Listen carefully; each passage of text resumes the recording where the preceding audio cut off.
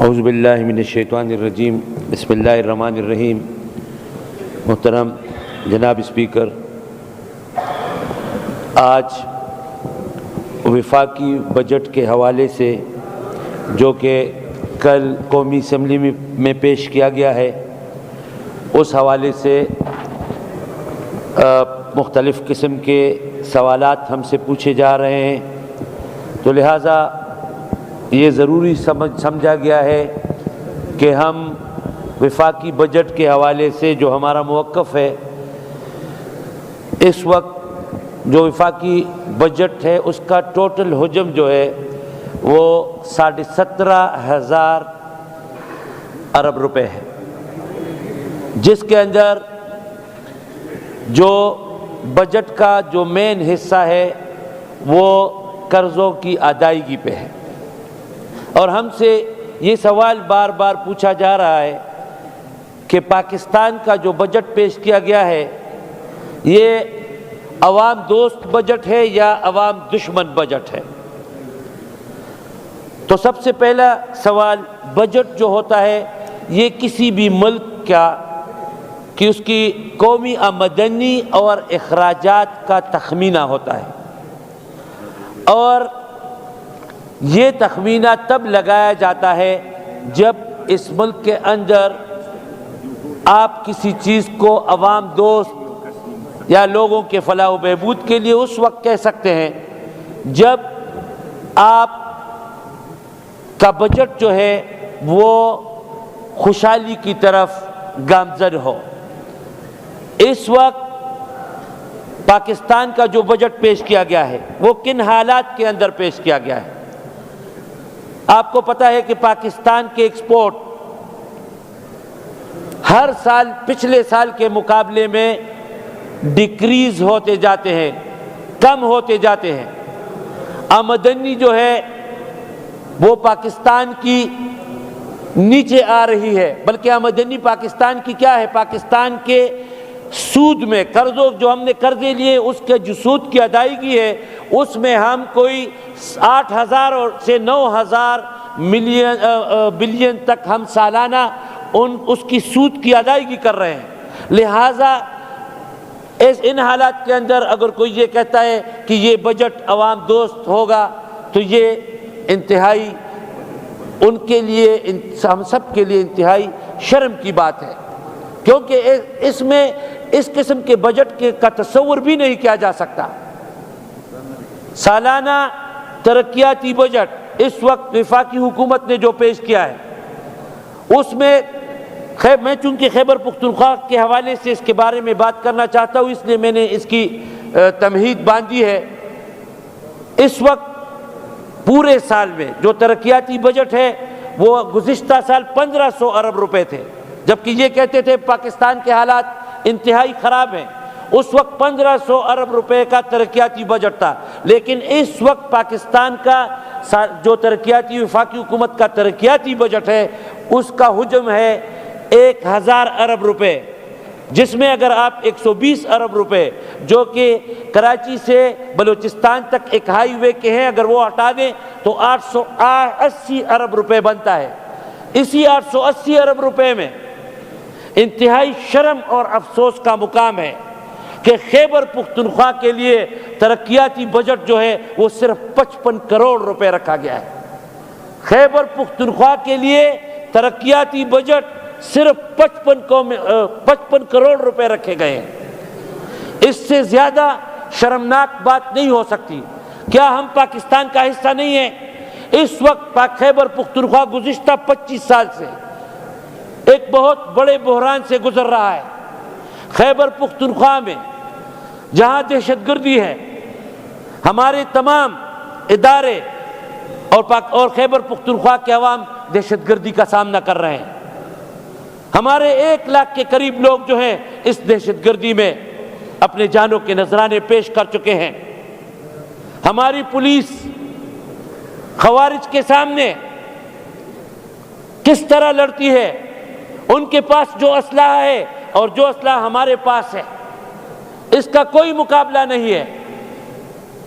ہم بڑے فخر سے کہتے ہیں کہ ہماری فضائیہ ہندوستان سے جنگ جیت چکی ہے. ہم بھی فخر کرتے ہیں کہ ہماری فضائیہ نے اس جنگ میں جو جنگ تھی یہ ان کے اوپر ہم نے برتری حاصل کی ہے.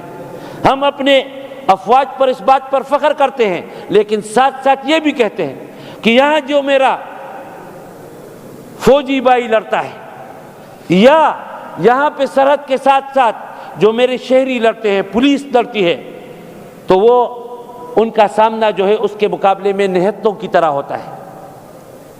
ہمیں اس کی بھی فکر کرنی چاہیے. پاکستان کا قومی بجٹ جب پیش کیا جاتا ہے تو اس وقت خیبر پختونخوا کا جو حصہ ہے اس کو سب سے کم تر، کیا ہم کسی دوسرے ملک سے آئے ہوئے لوگ ہیں؟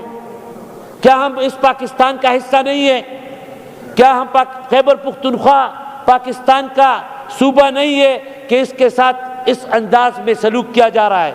کیا یہاں کے عوام میں اس بات سے نفرت پیدا نہیں ہوگی؟ کیا خیبر پختونخوا کے لوگ اگر ان کے ساتھ یہ سلوک جاری رہا تو کیا یہ شیخ مجیب کی طرح ایک دن یہ نہیں کہیں گے کہ مجھے اسلام آباد کے سڑکوں سے پٹسن کی بو آ رہی ہے؟ تو کیا ایک دن ہم یہ نہیں کہیں گے خیبر پختونخوا کے لوگ کہ ہمیں اسلام آباد کے ان سڑکوں سے خیبر پختونخوا کے ان شہیدوں کے خون کی بو آ رہی ہے؟ ہمیں اس وقت کے لیے مجبور نہ کیا جائے خیبر پختونخوا کے عوام کو. ہماری گناہ کیا ہے؟ خیبر پختونخوا کے عوام نے کون سا بڑا گناہ کیا ہے؟ انہوں نے ایک جرم کیا ہے کہ انہوں نے قانون کی حکمرانی، خیبر پختونخوا کے عوام نے قانون کی حکمرانی کے لیے اور آئین کے بالادستی کے لیے عمران خان کی قیادت پر لبیک کہا ہے. اس جرم کی پاداشت میں یہ سزا ہمیں دی جا رہی ہے، لیکن ہم یہ سزا جو ہے وہ کسی صورت بھی قبول کرنے کے لیے تیار نہیں ہیں. ہم اسی پلیٹ فارم سے بجلی ہم پہ بند کی جاتی ہے، ہمیں 1500-1600 ارب روپیہ ہمارا وفاق کے ذمہ ہے، نیٹ ہائیڈل پروفٹ ہمیں وہ پیمنٹ نہیں کی جا رہی. 100 ارب روپے سالانہ ہمارے جو مرج ڈسٹرکٹس ہیں اس کے لیے وفاق نے 100 ارب روپے سالانہ جو دینے تھے وہ آپ کو پتہ ہے کہ انہوں نے ابھی ہمارے 700 ارب روپے بنتے ہیں، انہوں نے صرف 138 ارب روپیہ ابھی تک دیا ہوا ہے. کتنی شرم اور افسوس کی بات ہے. وہ بلٹ جو کہ اس وقت جنگی حالت میں ہے اس کے ساتھ یہ سلوک کیا جا رہا ہے. ہم نہیں مانتے جو 3% انہوں نے خیبر پختونخوا کو تمام صوبوں نے دینا تھا، وفاق نے دینا تھا، وہ تو نہیں دے رہے، لیکن جو 100 ارب روپے سالانہ خیبر پختونخوا کے مرج ڈسٹرکٹس کے لیے دیے جانے تھے ان میں سے صرف 7 سال کے اندر 138 ارب روپے دیے. بجٹ میں کیا ہے؟ غریب کے لیے بجٹ میں، وفاقی بجٹ میں کیا ہے؟ مریض کے لیے دوائیوں میں کیا انہوں نے دیا ہے؟ دوائیاں جس کے ریٹس گزشتہ 2 سال میں جتنے بڑھے ہیں اتنے پاکستان کی تاریخ میں کبھی نہیں بڑھے، لیکن کوئی رعایت مریض کی دوائیوں کے لیے نہیں دی گئی. یہ بھی چھوڑیں،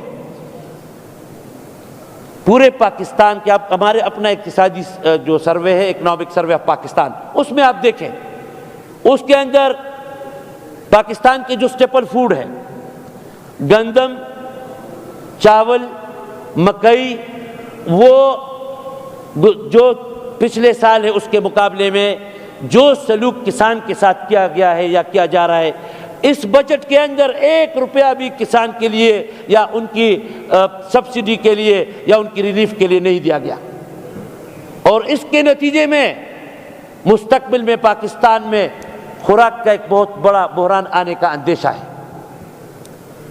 35 لاکھ میٹرک ٹن گندم جو خریدی گئی تھی پاسکو کے ذریعے یوکرائن سے، وہ گندم جو ہے وہ پاکستان میں اس وقت باہر گوداموں میں جگہ نہیں ہے، باہر پڑی ہے، اور وہ گندم اس وقت خراب ہو رہی ہے. لیکن اس کا پوچھ کیونکہ پاکستان میں دوبارہ لاسٹ ایئر پاکستان میں پنجاب کے اندر 2 کروڑ 80 لاکھ میٹرک ٹن گندم پیدا ہوئی تھی، جبکہ پنجاب کی ضروریات 1 کروڑ 50 لاکھ میٹرک ٹن ہے. وہ باقی گندم جو ہے وہ بھی ان کے پاس پڑی ہوئی ہے، لیکن اسی سال اس کے باوجود بھی کسان کو کسی قسم کا ریلیف نہیں دیا گیا۔ ہم غریب لوگ جو ہمارے پاس اور کچھ بھی نہیں تھا تو سولر کا نظام اپنے گھر میں لگاتے تھے، کیونکہ بجلی کے بل دینے کے ہم قابل نہیں ہیں۔ خیبر پختونخوا کو اتنا بدنام کیا گیا ہے کہ خیبر پختونخوا کے عوام جو ہے یہ بجلی کے بل نہیں دیتے۔ ہمارا صوبہ 6000 سے زیادہ میگا واٹ بجلی پیدا کر رہا ہے، اور ہماری ضروریات 3500 میگا واٹ یا 4000 میگا واٹ ہے، لیکن ہمارے کسی علاقے میں بجلی 20 گھنٹے نہیں ہوتی۔ خیبر پختونخوا کے عوام کے ساتھ یہ سلوک جو ہے یہ کسی صورت بھی قابل قبول نہیں ہے، اور یہ انتہائی ناروا سلوک ہے۔ ان حالات کے اندر جبکہ خیبر پختونخوا کے عوام کو یہ سہولت نہیں دی جا رہی تھی تو انہوں نے کیا کیا، وہ گئے اور انہوں نے رجوع کیا سولر سسٹم کی طرف۔ تو سولر سسٹم کے اندر کیا کیا، اب وفاقی بجٹ میں 15 سے 20% اس سولر سسٹم کے اوپر بھی انہوں نے نئے جو ٹیکسز لگا دیے، تاکہ غریب عوام جو ہے وہ اس کی طرف، وہ غریب عوام کی کمر جو ہے وہ ہر شکل میں توڑی جا رہی ہے۔ تیل کی قیمت میں 2.5 روپے وفاقی بجٹ میں کاربن ٹیکس لگا دیا گیا، اور وہ آئندہ سال، اسی سال سے پہلے آئندہ سال کے لیے بھی منصوبہ بندی کی گئی ہے کہ 5 روپے پر لیٹر اس کے آگے یہ ٹیکس اور بھی جائے گا۔ اسی ٹیکس کے نتیجے میں جو ہماری تیل کی قیمتیں ہیں، پیٹرول کی قیمتیں، ڈیزل کی قیمتیں، اس میں اضافہ ہوگا اور اس کا بوجھ جو ہے وہ غریب عوام پر پڑے گا۔ کس چیز کا ذکر کریں، کون سا رونا روئیں کہ پورے پاکستان کے عوام کو یہ تحفہ دیا جا رہا ہے۔ کہتے ہیں کہ پاکستان کے عوام نے، خود وزیر اعظم صاحب کہتے ہیں کہ پاکستان کے تنخواہ دار طبقہ جو ہے وہ 400 ارب روپے کا ٹیکس دے رہا ہے، تو اس کی تنخواہ میں اضافہ کتنا کیا ہے، 10%۔ اس لیے تو 32 لاکھ برین ڈرین پاکستان سے ہوا ہے۔ 32 لاکھ لوگ، تعلیم یافتہ لوگ بیرونی ملک جا رہے ہیں۔ آپ جائیں تو بیرونی ملک کسی کے ساتھ بھی بیٹھے، وہاں آپ کو پتہ چلے گا کہ روزانہ کی بنیاد پر کتنے پاکستانی باہر کے ملکوں میں جا رہے ہیں۔ یہ برین ڈرین کیوں ہو رہا ہے؟ یہ اس لیے ہو رہا ہے کہ پاکستان کے اندر جو ہے انصاف نہیں مل رہا۔ جب تک انصاف نہیں ہوگا، جب تک پاکستانی عوام کے ساتھ یہاں پہ کا جو اشرافیہ ہے، اشرافیہ نے ان تمام چیزوں، ٹیکسز کو دیکھیں، ہر ٹیکس غریب کے اوپر ہے، لیکن کسی اشرافیہ کے اوپر ٹیکسز نہیں لگائے گئے۔ بڑے بڑے زمینداروں پہ کوئی ٹیکس نہیں ہے، نہ اس میں اضافہ ہوا ہے اور نہ اس میں بلکہ کمی کی کوششیں کی جا رہی ہیں۔ اس طرح نہیں چلے گا۔ تاجر طبقہ پاکستان کا 65 ارب جو ہے سالانہ وہ ٹیکس دے رہا ہے، اور تنخواہ دار کتنا ٹیکس دے رہا ہے، 400 ارب روپے۔ اگر ان چیزوں کا تقابلی جائزہ نہ لیا گیا، اگر اس طرف توجہ نہ دی گئی، تو میں یہ کہتا ہوں کہ اس ملک کے اندر ایک بہت بری صورتحال، اور پھر یہ کہتے ہیں کہ اکنامک صورتحال کے بارے میں بحث کی جاتی ہے۔ اکانومی، میرے بھائیوں، اکانومی اس طرح نہیں ہوتی جب تک پولیٹیکل سٹیبلٹی نہ ہو کسی ملک کے اندر، اس وقت تک اکنامک سٹیبلٹی کسی صورت نہیں آ سکتی، چاہے کچھ بھی کر لو۔ اور پولیٹیکل سٹیبلٹی کب آئے گی؟ جب آئین کی حکمرانی ہوگی، جب پارلیمنٹ کی بالادستی ہوگی، اور جب آپ کے آئینی اداروں اور آپ کے پارلیمنٹ کے ساتھ تلوار نہیں کھیلا جائے گا، جب آپ کے جو یہاں پہ ہماری عدلیہ ہے، آپ کی عدلیہ کیا ہے؟ 25ویں 26ویں ترمیم کے بعد تو آپ کی عدلیہ کی کیا حیثیت رہے گی؟ پپٹ سے ہمارے ججز پپٹس کی طرح وہ کھیل رہے ہیں۔ روزانہ ان کو اطلاع آتی ہے، ہمیں روزانہ پیشیوں کے لیے پیش کیا جاتا ہے۔ آج ایک جج نے، ایک محترم جج نے ہمیں خود، جب ہم اس کے سامنے پیش ہوئے تو انہوں نے نیچے لوگوں کو کہا کہ آپ ان معزز اراکین اسمبلی کے ساتھ یہ کیا سلوک کر رہے ہیں؟ ہمیں ہمارا مذاق اڑایا جا رہا ہے، ہمیں بے عزت کیا جا رہا ہے، ہمیں رسوا کیا جا رہا ہے۔ میں یہ پوچھنا چاہتا ہوں کہ آخر یہ مذاق کب تک چلے گا؟ کیا پاکستان اس طریقے سے ترقی کرے گا؟